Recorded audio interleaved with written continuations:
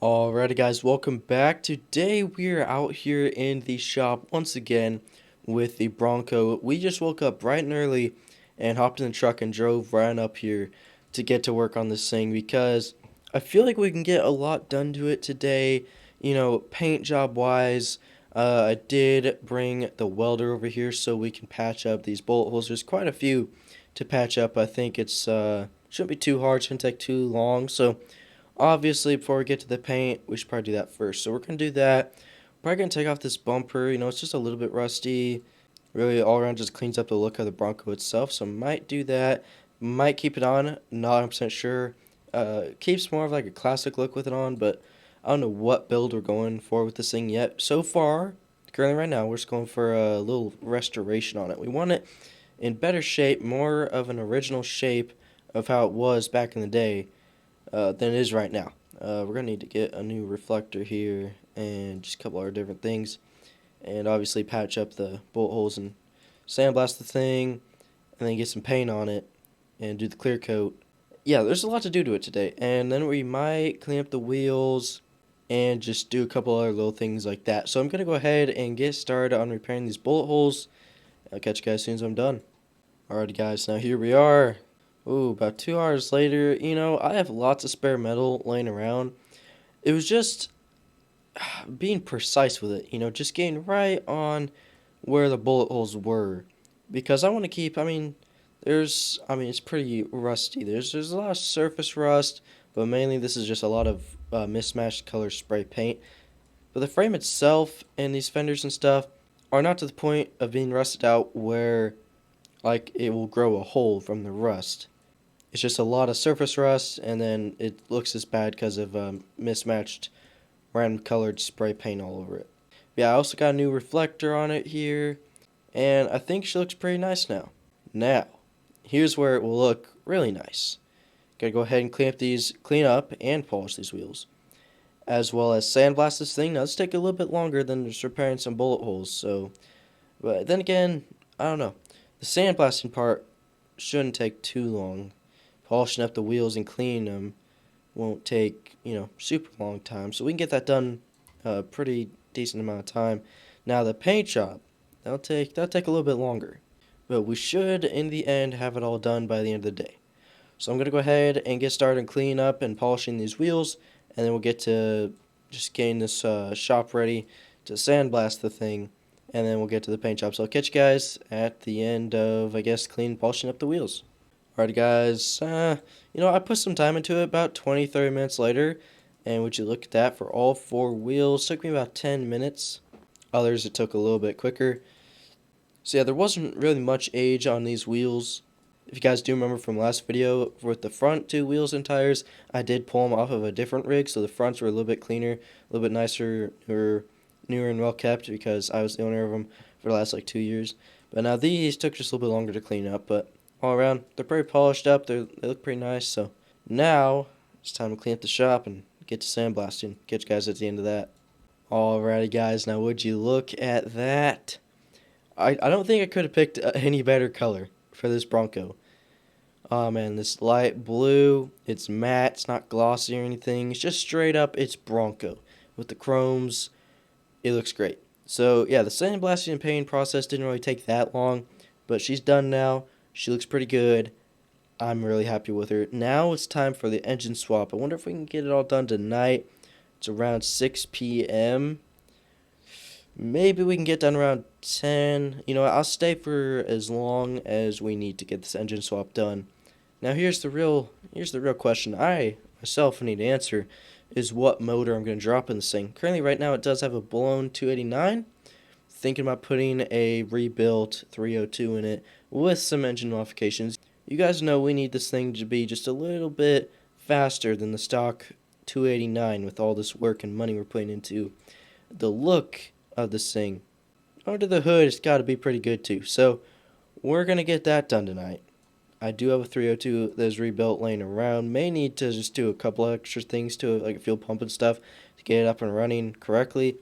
And then from there, we should be good to go, and we can drop her in. So I'm going to go ahead and touch up the engine a little bit, get the cherry picker rounded up, and then we'll drop this thing in. But I also do need to find some extra motor mounts for the 302, so I'm going to try to look around for those. I do have a lot of extra parts for these types of vehicles laying around, so shouldn't be a problem at all. And I did end up keeping the bumper on, front and rear bumper. However, I might take it off by the end of this, but I'm not 100% sure. So I'm going to go ahead and get the engine in this thing. We'll take her for a drive, we'll take her back, and then we'll see if I'm going to take off the front and rear bumper and see what else I can do to it. Depending on what parts I have in right now. But then again, there's also the option of ordering different parts. But I'll catch you guys as soon as we get the new rebuilt 302 in it. Alrighty guys, I just went ahead, drove her out of the shop there. That took a little bit longer than I thought it would, but the 302 is in, hooked up the motor mounts, got the motor dropped in with the cherry picker. It's time to drive this thing around. I mean, I'm pretty proud of it. Let's see, we got full air in all 4 tires. Shouldn't rub too bad when turning because I know the fronts are a little bit bigger than stock, as well as the rear. Made sure to match the same sizes. And yeah, those beautiful chrome rims are ready to go roll. And man, I'm just such a big fan of this paint job and what's under the hood. So time to see how she drives and performs. So I'm not going to go ahead and off-road this thing quite yet because we just restored it. And I know diesel swap is always better. I also wanted to say this. I know diesel swap is always better, but I've done so many 12-valve swaps already. I wanted to switch it up. Go old school Ford motor. You know, I know the 289, if I just rebuilt it, got up and running, that also take a lot more time. A lot longer. So that's another reason I didn't do it. But I just thought, well, the 302 I do have here will drop right in. So I'm going to go with the 302. So now the 302 is in it. Got some new wheels and tires on her. Got this beautiful paint job. She's ready to go roll around. And I think we're going to go ahead and take her downtown. So catch you guys as soon as I'm on my way. Alrighty guys, now here we are. We are headed on into town. As you guys can see in the beautiful new restored rebuilt Bronco, this thing is super fast. I don't know how fast it was with that old blown 289 in it. I'm assuming not as fast as this freshly rebuilt 302 we do have in her. But we are taking her, because we're not taking her all the way into town, we are taking her to its original resting spot. So hopefully, obviously, it will not end back up there again. But let's just go ahead and roll on through. Hope he doesn't mind. Let's roll back to where we did see this thing when we first saw it. Man, this thing's just slinging mud everywhere. It's not even muddy. Well, it did rain like 2 days ago, but it's pretty much all dry right now. But this thing just spins out wherever it goes. But yeah, this is where we picked her up. Don't want to run over or hit that old rusty car, because I do not, however, own that vehicle. However, I do own this one that was parked right by it a couple days ago. But yeah, I'm going to go ahead and now pull up to the front door. Oh, I hit the tree. Here we go. And I'm going to see if he thinks I did this in about 4 days. I want to see if he actually thinks I did this in about 4 days. I told him I could. I told him I do have a lot of the parts laying around, a couple currently still being ordered, but I can get done to it what I can. And I don't think he'll believe me. I think he'll think that this is a Bronco I built a while back. But let's just go ahead and see. I'm going to go ahead and run in, take him out, have him look at it, see what he thinks, and maybe show him the VIN or something to verify that this was his that I pulled out from behind the hay bales there. But yeah, guys, catch you guys when we're headed back home. I'll let you guys know what he says. Alrighty, guys, he loved it at first. It did take some convincing, like I assumed, because you just don't see builds like this that often, that quickly. I mean, this thing he'd been seeing out behind his hay bales for years, it just rust in pieces, pretty much. So, it did surprise him just a little bit, but it did take some convincing, and then it kind of dawned on him. I've done many builds like these before in the past. Not on this type of Bronco before either, so not that, but done many builds like this in this type of timely fashion. So he did end up believing me, and he thinks it's just great what I do with it, because he says if I hadn't come along and dropped him an offer, it would still be staying out behind his barn, possibly for who knows how long.